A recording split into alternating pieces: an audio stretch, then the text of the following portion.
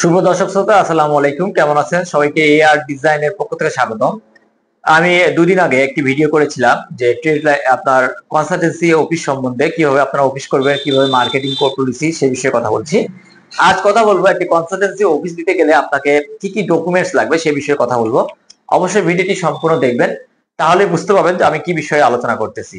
দেখেন, আপনি যখন একটি কনসালটেন্সি অফিস শুরু করবেন তখন আপনাকে প্রথমে একটি জায়গা নির্ধারণ করতে হবে, এবং এই জায়গাটা এমন জায়গায় নির্ধারণ করতে হবে যাতে কোলাহল মুক্ত, মার্কেট পলিসি অনেক ভালো, এবং এমন জায়গায় দিয়েছেন যাতে করে চারদিকে লোকজন ওই রাস্তা দিয়ে চলাচল করতে পারে। দিন শেষে সেই জায়গা আপনাকে একটি নির্ধারিত অফিস নির্ধারণ করতে হবে, এবং এই অফিস নির্ধারণ হয়ে যাবে পরে যে রুমটি বা যে দোকানটি নিবেন সে তার মালিক রয়েছে, তার সাথে আপনাকে ডিড অফ এগ্রিমেন্ট করে নিতে হবে। মানে আপনাকে দোকানটিকে ডিড করে নিতে হবে যে আমি এত বছরের জন্য ডিড করে নিলাম।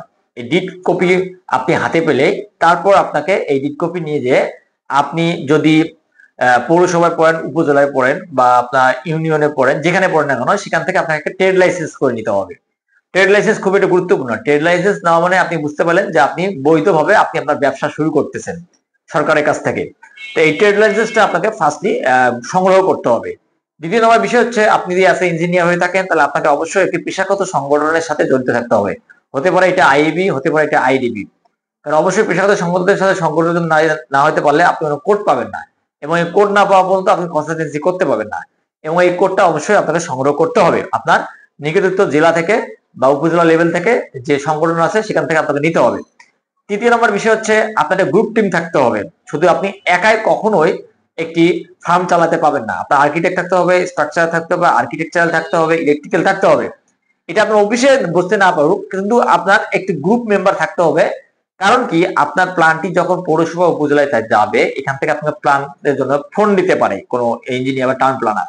আপনি যদি তাৎক্ষণিক আপনার গ্রুপ টিম মেম্বারের সাথে যদি আপনি যোগাযোগ করে নিতে না পারেন, বা ওনারা আইবি বা আইডি মেম্বারশিপ সার্চ দেওয়ার পর সেই ভদ্রলোকের ফোন দিয়ে যদি বলে যে আপনি এই কনসালটেন্সি অফিসে সাইন করছেন কিনা প্ল্যানে, যদি উনি বলে যে না, তাহলে আপনি অনেক বড় ফল্টে পড়ে যাবেন। এই জন্য আপনার যে গ্রুপ মেম্বারটা, এটা আপনাকে ভালোভাবে ধরে রাখতে হবে, সুসম্পর্ক রাখতে হবে, ভালো মন্দ সবসময় যেন আপনি তাকে কাছে পান, এই বিষয়টা মাথায় রাখতে হবে। তাহলে আপনারা বুঝতে পারলেন কি, আপনাকে প্রথমে আপনাকে ট্রেড লাইসেন্সটা করতে হবে, এবং ট্রেড লাইসেন্স করতে অবশ্যই আপনার 2 কপি পাসপোর্ট সাইজের ছবি, আপনার ভোটার আইডি কার্ডের ফটোকপি, এবং ডিড অফ এগ্রিমেন্ট যেটি করেছেন আপনার দোকানের সেই ডকুমেন্ট সহ আপনাকে আপনার উপজেলা পৌরসভায় জমা দিতে হবে। তাহলে আপনাকে ট্রেড লাইসেন্স করতে হবে। 2 নম্বর, আপনার পেশাগত সংগঠনের সাথে জড়িত হয়ে আপনাকে মেম্বারশিপ নিতে হবে। 3 নম্বর, আপনার গ্রুপ টিম থাকতে হবে।